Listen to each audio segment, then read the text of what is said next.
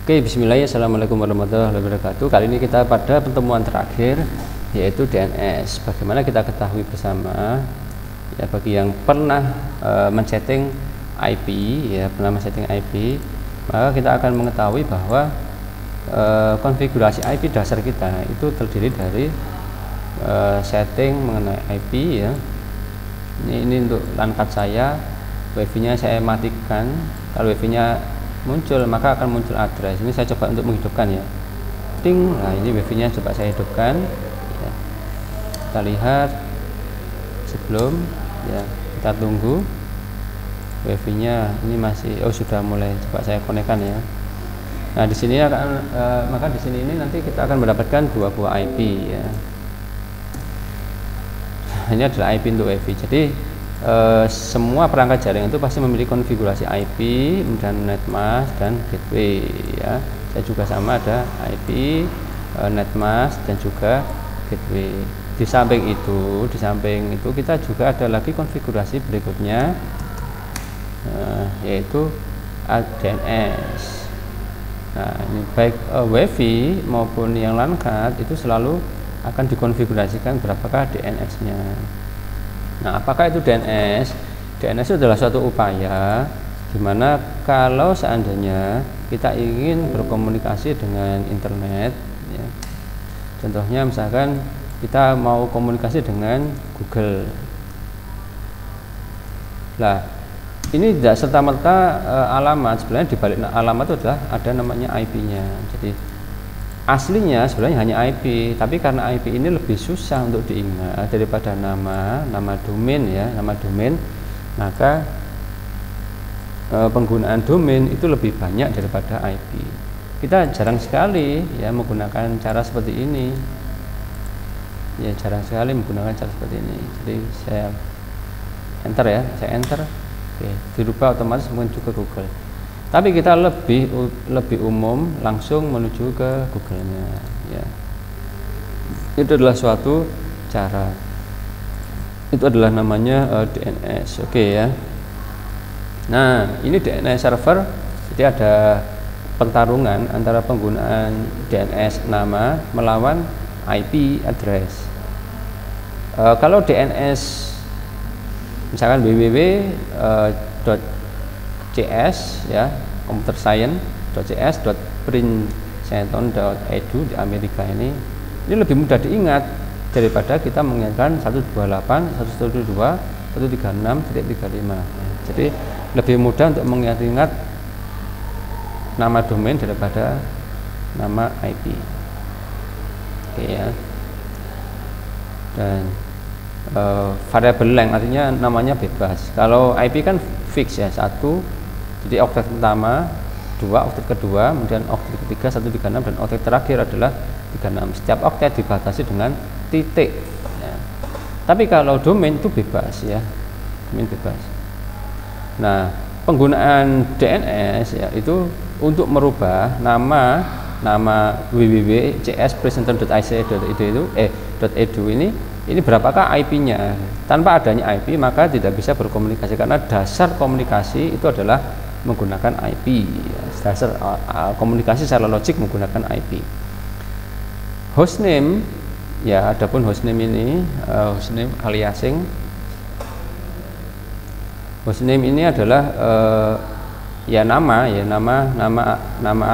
alias, ya. Jadi ada alias. Alias itu misalkan satu buah IP tapi digunakan oleh dua buah domain. Nah, sebagai contoh kita lihat punya Simaka, ya. Simaka. Kalau kita lihat Simaka, saya ns lookup simaka.asia, ya. Oke, IP-nya adalah ini, ya, IP-nya ini. Tapi ini masih belum, ya. Contoh apa, ya, alias itu gini aja, wes. Ini kebetulan sih, sebenarnya kebetulan aja ini Ini kebetulan jadi di Simaka kita. Nah, ini kalau kita ketik ini berarti kan Simaka ya. Tapi kalau kita ketik Simakanya, kita lihat sini. Nah, artinya dua buah server web tapi menggunakan satu IP. Sebenarnya Simaka ini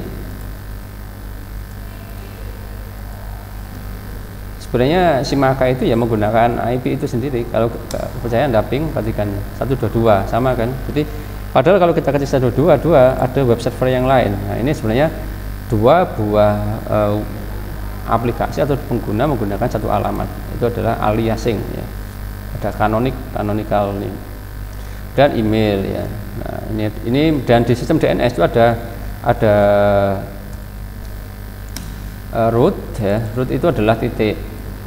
Jadi ya titik gitu aja. Saya beri titik. Nah, titik ya. Ya titik gitu aja. Kemudian top level domain adalah domain pertama. Domain pertama umumnya com ya. Saya titiknya satu di sinilah. Nah, baru kemudian sini ada titik lagi. Nah, ini adalah rootnya. Rootnya itu yang sini. Adapun untuk top level domain ini adalah ini. Jadi bisa com, bisa contohnya dari presenten edu. Kalau di Asia itu ID ya, ACID, bukan AC-nya, bukan ACID tapi ID. Jadi ID itu adalah top level domainnya. Kemudian ada autoritatif. Autoritatif adalah siapakah penanggung jawab pada domain tersebut. Nah, untuk masalah autoritatif ini akan saya terangkan terpisah. Jadi misalkan begini, mahasiswa ingin beli domain. Domainnya ke siapa belinya? Ke Jargon Hosting kah? Atau mungkin ke mana lagi ya? Ke Beyond, mungkin ke Jogja Camp, kemudian ke Dapur Hosting, dan atau mungkin ke ID Hostinger atau kemana saja. Nah, kemudian ada lokal DNS. Lokal DNS adalah DNS yang paling dekat. Seharusnya kayak Asia ini juga memiliki lokal. Jadi supaya mengurangi perjalanan query. Nah, ini adalah contohnya. Jadi ini top level domain. Kemudian setelah top level domain ini adalah root. Jadi root ini membawahi top level domain, dan membawahi domain dan membawahi subdomain ya. Ini top level domain. Jadi ini server yang menangani top level domain. Top level domain ini tugasnya adalah menunjuk di mana sih lokasinya com, lokasinya gov, lokasinya edu, di server mana. Dan contohnya edu ini juga akan menunjukkan di mana servernya ini. Nah, nanti akan kita pelajari terpisah ya. Ini contohnya harvard.edu ya, ini memiliki IP sekian ya. Jadi harvard.edu. Edu adalah top level domainnya, Harvard-nya adalah domainnya ya. Nah, ini ada banyak sekali top level domain, Blanco, Limited, Airbus, banyak. Jadi FRL, MT, masuk com, apalagi ya, ID, NL ya, SAM, XXX, SU. Jadi ada, jadi di dunia ini tidak hanya com dan edu atau ID ya, tapi ada banyak sekali, ada lagi ORG, bukan hanya itu saja, tapi sangat banyak banget ya. Ini semua ada organisasi yang mengatur itu ya. Jadi IANA, jadi diatur oleh namanya organisasi IANA. Ini ada banyak sekali kan, ini tadi Harvard Edu ya, titik edu. Ini global top level domain, generik ya, atau global top level domain. Oke, ini adalah top level domain yang bertanggung jawab menangani com, org. Jadi gimana kalau letak com? Jadi nanti com memiliki otorisasi sendiri. Jadi otorisasi itu adalah dia yang berhak untuk mengelola sesuatu. Kalau root berhak mengelola com, org, net dan sebagainya. Tapi kalau com berhak mengelola apa gitu ya. Nah, local name, oke. DNS is attribute. Jadi ada DNS itu sebenarnya adalah database yang hanya menyimpan nama ya, nama-nama dan IP, intinya begitu. Jadi ini adalah beberapa tipe. Jadi tipe dari DNS ada tipe A. Ini harus kita hafalkan ini. Kalau ada DNS di dalamnya itu ada tipe A, jadi itu adalah namanya address. Kalau NS ini adalah name server. Name server itu adalah lokasi di mana DNS itu berada, pasti dia memiliki suatu alamat IP gitu. Dan C itu adalah kanonik. Kanonik itu contohnya tadi itu satu buah komputer itu digunakan oleh dua web server, atau mungkin digunakan untuk email server, atau digunakan untuk file transfer protokol FTP. Jadi satu komputer digunakan oleh banyak aplikasi, maka dibuatkan alamat-alamat yang sama menggunakan satu IP, maka digunakanlah namanya CNAME atau canonical name. Adapun MX ini adalah untuk email server, email exchange. Nah, ini pembacaan domain dari kiri ke kanan, tapi ada juga yang dari kanan ke kiri ya. Contohnya ini adalah Saudi Arabia ya, dan ini adalah TLD-nya, domain ya, TLD-nya, top level domainnya di sini. Ini adalah contoh di dalamnya. Jadi kalau kita melakukan suatu query, ada contoh mail.thisApp.com in di mana ini A. Tadi apa? Itu address ya. Nah, itu adalah address. Kemudian ada lagi MX itu mail exchange. Kemudian CNAME adalah canonical. Nah, kalau di sini ada namanya canonical, berarti dia satu buah IP digunakan oleh www.meetthisapp.com dan juga FTP meetthisapp.com. Bagaimana kita bisa mengetahui bahwa FTP meetthisapp.com ini juga menggunakan IP 102? Karena kita tahu di sini ada pesannya di mana bahwa FTP ini ada di dalam canonic name www.meetthisapp.com, ada di sini. Nah, sehingga karena FTP ada di dalam sini juga ya, jadi canonic ya. Jadi sehingga dia menggunakan alamat IP yang sama. Nah, itu adalah canonical name, CNAME. Nah, ini adalah contoh dari pengoperasian DNS. Misalkan ya, saya ingin menuju ke www.princeton.edu name server, maka jawab www.princeton.edu ada di address ini, jadi alamatnya itu. Atau kita bisa melakukan namanya operasi yang cepat, itu NS lookup www.princeton.edu. Nah, kita akan mengetahui bahwa ini IP-nya sudah berubah. Jadi IP-nya berubah. Ya, oke, kita revisi ya. Ini IP-nya sudah berubah. Oke, ini IP-nya sudah berubah situ.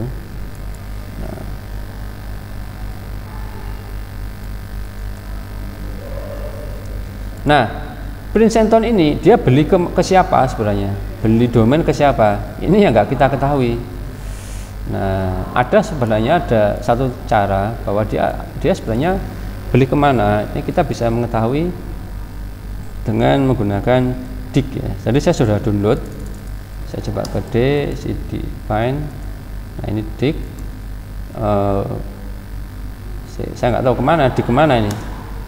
Ini ada banyak banget. Ya. Ada banyak, ada A, B, C, D, E, F, G, H, I, J, K, L, M. Jadi ada banyak sekali server yang sedang nyala. Nah, server yang sedang nyala ini additional, maaf ya. Ada beberapa server di sini, I, E, B, G, J, H, A, K, D, M, F, J, L. Ini ada banyak sekali server yang sedang nyala. Nah, server-server ini adalah server untuk yang top level domain. Jadi TLD-nya yang paling atas ya. Root ini. Jadi root adalah yang paling atas. Jadi top level domain. Kita pilih salah satu top level domain ya, yaitu I. Apakah dia juga menangani itu? Karena kalau namanya root, dia harus menangani semuanya gitu. Jadi edu, di manakah edu itu berada? Kita cari dig add. Jadi perintahnya menggunakan ada add. Kita pilih server yang mana? Kita ingin mengetahui www.princeton.edu. Oke. Nah, kita akan mengetahui jawaban berikutnya bahwa edu tadi kan nggak ada. Jadi kan titik ya. Titik ini jadi top level root, ini bukan top level tapi root. Nah, ini titik semua.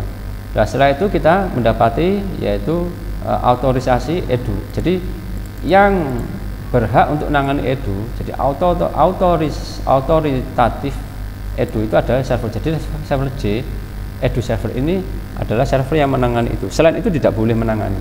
Jadi itu adalah top level. Jadi kita tadi di mana keterangan mengenai autoritatif ya. Nah, di mana ya? Nah, ini. Jadi ada root yang titik tadi itu top level domain, misalkan com, edu, id dan sebagainya. Kemudian ada autoritatif DNS. Jadi autoritatif DNS adalah DNS yang sedang menangani domain apa. Misalkan edu ditangani oleh siapa. Nah, ini siapa yang berhak untuk menangani edu. Oke ya. Siapa yang berhak untuk menangani edu. Nah, di sini yang berhak menangani edu adalah ada beberapa server ini. Ada banyak ini ya server. Servernya nyala otomatis ya. Kita pilih salah satu server yaitu J. Kita pilih J ini aja. Oke, kita gali lagi di sini. Di manakah lokasinya? www.princeton.edu. Oke. Kita lihat. Nah, ternyata Princeton.edu ini masih di dalam name server. Jadi masih belum ada address ya, kan ada beberapa tipe. Ada tipe address ya. Kalau address berarti sudah, itu memang IP-nya itu. Tapi kalau NS masih belum, masih ke bawah lagi. Jadi masih harus menuju ke bawah. Jadi misalkan contohnya ini root, kemudian menangani ke edu. Lah, setelah kita tahu edunya berapa, kan dia harus ke bawah lagi. Siapa yang menangani Princeton edu? Kalau edu ya, jadi dari sini harus mengetahui edu. Jadi contohnya yang menangani Princeton edu itu ini ya, yang menangani Princeton edu itu ada beberapa server di sini. Ada out DNS ini, ada akamai.net ya, ada akam. Jadi ada banyak sekali. Kita pilih secara ngawur aja, kita pilih yang di sini. Nah, ini memiliki hak untuk menangani Princeton.edu. Oke, kita gali lagi. Add ini kemudian oke, kita pilih Princeton.edu ya. Siapa yang menangani Princeton.edu? Nah, jelas ada di sini. Oke, jelas langsung ya. Jadi bahwa Princeton.edu ini menggunakan cloud ya, Cloudflare ini. Cloud. Jadi canonical name di www.Princeton.edu in cname canonical name dengan www.Princeton.edu dan juga cdn cloudflare.net. Jadi dia menginduk ke domain ini cloudflare.net. Oke, ada di sini di dalamnya. Jadi Princeton ini sudah menggunakan ternyata sudah pindah ya, sudah pindah ke cloud ya. Oke, coba kita gali lagi hanya Princeton aja. Nah, ini jadi satu-satunya yang menangani Princeton.edu itu ada di sini. Ini sudah bukan lagi NS ya, tapi memang benar-benar address ya, address. Ini bukan name server. Kalau name server nggak bisa kita gali. Jadi kita nggak bisa menggali gini, karena itu bukan name server ya. Kita gali nggak bisa ya. Jadi dig couldn't get address karena itu bukan DNS server. Jadi DNS server itu adalah suatu komputer ya, komputer server memang ya. Kita cari DNS server. Nah, memang suatu komputer sendiri, komputer yang menangani penyimpanan IP, WW dan sebagainya. Jadi memang komputer terpisah itu. Jadi memang komputer benar-benar komputer. Oke ya. Jadi memang benar-benar komputer yang menangani alamat-alamat saja. Baiklah, kita lanjut ya. Oke. Jadi sampai ini ya. Oke. Nah, ini contohnya ini. Nah, jadi klien itu akan menuju ke name server untuk minta IP-nya berapa sih? Kita kasih alamat IP itu. Tadi kita IP-nya untuk waduh, udah banyak sekali yang kita buka tadi. Nah, untuk princeton.edu itu ada di IP ini, tapi untuk www.princeton.edu itu ada di canonical name dengan ini. Oke, kita akan cek ya, kita akan cek yang jadi dia itu ternyata nah ini kita cek aja jadi nah ini kita harus ngecek kan ada www.princeton.edu.cdn dan sebagainya, ini sampai panjang ya. Nah kita lihat apakah AKAM ini juga menangani itu gitu. Menangani .NET. Kita lihat menangani .NET. Ternyata nggak ada, dia tidak menangani itu. Oh ini ada AKAM dapat ya ke global one server phone, tapi dia tidak memberikan address secara spesifik ya. Jadi memang benar-benar urusannya jadi CDN, jadi addressnya disembunyikan. Jadi nanti kita kalau addressnya disembunyikan, maka seseorang itu akan menuju ke CDN Cloudflare ya, CDN Cloudflare.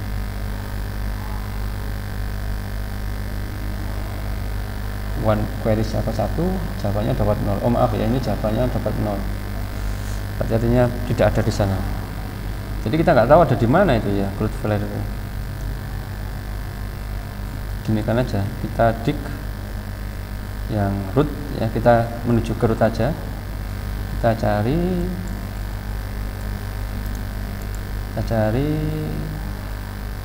nih di mana kan lokasinya berada. Masih nama tadi masih belum ketemu. Nah ini ketemu, tapi masih di NS yaitu GTLD ini. Kita gali lagi ya.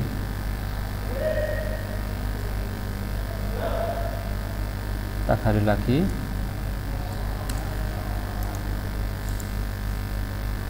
Kita gali. Semoga bisa ditemukan. Nah, ini servernya lama banget ya. Kita cari aja yang lain. G ini lama ya, kita cari yang coba kita ke J aja. Kalau kelamaan mungkin terlalu banyak yang query ya, sangat sibuk. Maaf. Ini terpisah. Nah, oke. Nah, Cloudflare.net itu ada di sini ya. Jadi yang menangani Cloudflare, nanti kan yang menangani net.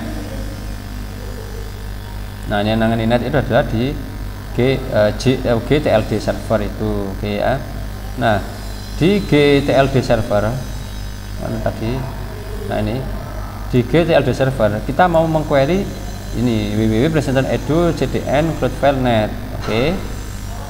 Nah, ternyata kita menemukan bahwa yang menangani Cloudflare net itu ada di NS Cloudflare, oke. Kita sekarang menuju ke sana ya. Kita sekarang menuju ke sana, ke NS Cloudflare.net. Oke, kita lihat lagi. Nah, sekarang setelah kita mengetahui ini, ternyata Princeton.edu cdn Cloudflare ada di address 104.18.5. Kok ada 2 IP lah? Kalau ada 2 IP seperti ini, dia berarti ada 2 buah server yang sedang berjalan bersamaan ya, itu namanya adalah load balance ya, load balancing server. Jadi pada posisinya itu ada 2 buah server.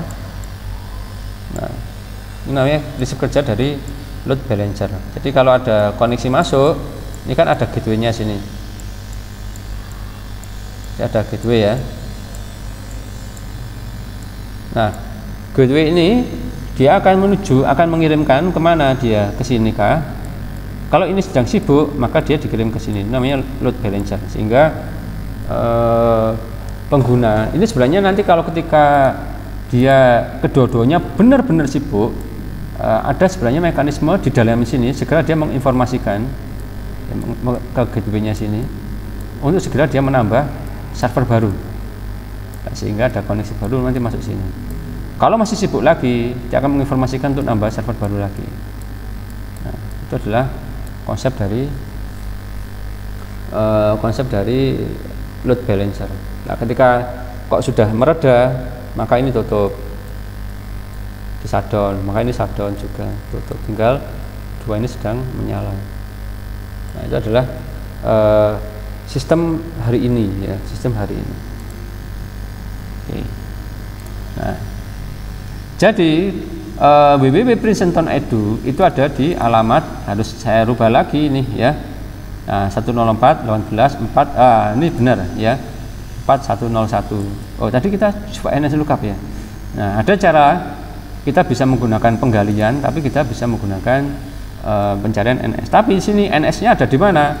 Nah, NS yang menangani itu, NS yang menangani name server yang menangani www.princeton.edu yang yaitu IP-nya 18.4101 itu ada di mana kita gali tadi, itu ada di NS1 Cloudflare.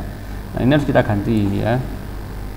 Ini harus kita ganti karena itu sudah nggak menggunakan edu lagi yang umum ya. Kalau UB masih pakai ya, tapi ini sudah menggunakan Cloudflare. Cloudflare itu adalah cloud ya, cloud. Jadi kita ganti. Jadi dia menggunakan Cloudflare di sini. Nah, ini www.princeton.edu ya, www.princeton.edu.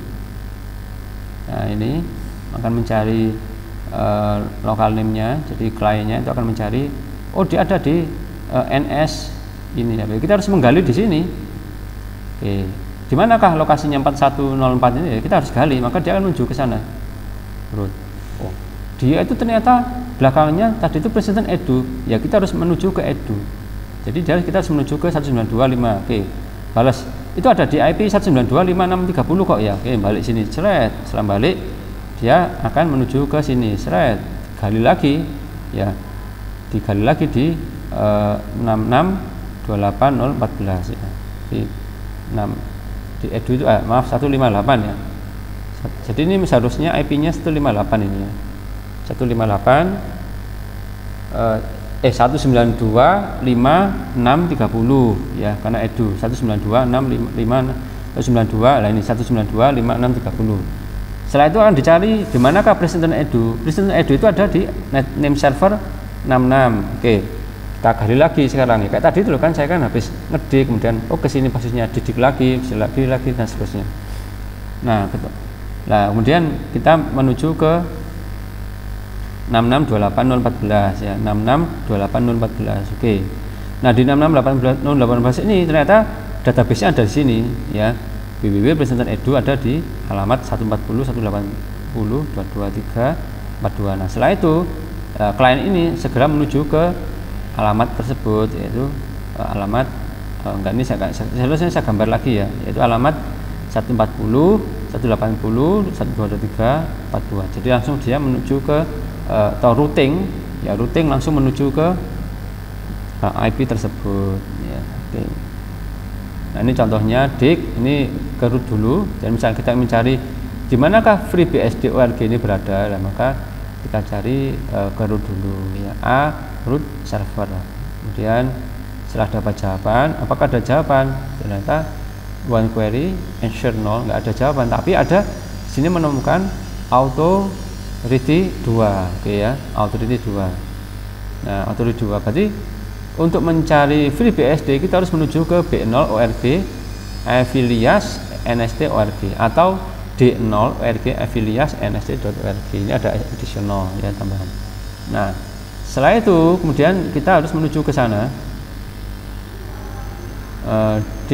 atau ini menuju ke additionalnya juga nggak apa-apa sebenarnya, karena B0 ya org ini ada, kita bisa menggunakan alamat IP nama atau langsung alamat IP-nya ya. Ini kanonikalnya ini kan 192.19.541 192.19.541. Nah, kita menuju ke sana. Nah, setelah itu ternyata apa, www.freebsd itu memiliki DNS sendiri. Dia memiliki DNS, dia punya DNS sendiri. Asia seharusnya juga bisa punya DNS sendiri ya. DNS sendiri lah. DNS ini itu mencatat bahwa dia ada di NS satu ISC NS ini. Jadi ternyata masih panjang juga ya. Oke, kalau begitu ya kita harus menuju sini dulu ya. Jadi ada 3 otorisasi kan ini kan. Nah kita harus menuju sana lagi. Jadi kita harus menuju NS ini untuk mendapatkan di manakah www.freesb BSD. Ternyata www.freesb itu ada di address 69147. Nah, ini 83 dan 30. Oke, sudah ketemu sudah ya. Tuh ya.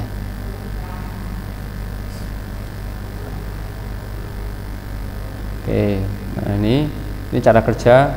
Kemudian ada berikutnya itu Akamai. Jadi Akamai ini kayak case gitu ya, konten. Jadi daripada dia melakukan perjalanan seperti ini ya, jadi dia ingin menuju ke Princeton, dia harus ke root dulu dan ke edu dan ke Princeton edu, baru kemudian menuju ke www-nya. Nah, bagaimana kalau seandainya apa namanya itu DNS yang paling dekat dengan kita itu menyimpan semuanya gitu. Jadi contohnya ini yang terjadi ya, misalkan saya ingin mengunjungi suatu situs namanya cnn.com. Nah, kita harus menuju ke root dulu kan ya, ke root dulu, kemudian ini ada menuju ke apa namanya itu case-nya Akamai ya, CDN.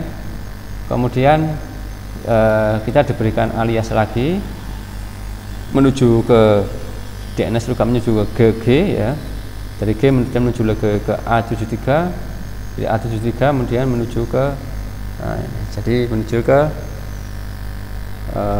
CNN ya, ke case cnn.com, jadi ke case. Nah baru kemudian dari sana, nah kita bisa mendapatkan ya, karena case ini sebenarnya dia mereplikasi data dari server asli ya, server asli. Nah ini konsepnya case. Jadi misalkan gini, servernya Facebook ada di Amerika, tapi Facebook nggak usah repot-repot bikin server di Indonesia, dia cukup menggunakan Akamai ini untuk membuat content delivery network, sehingga ada beberapa copy data dari Facebook itu yang ada di DNS terdekat. Oke.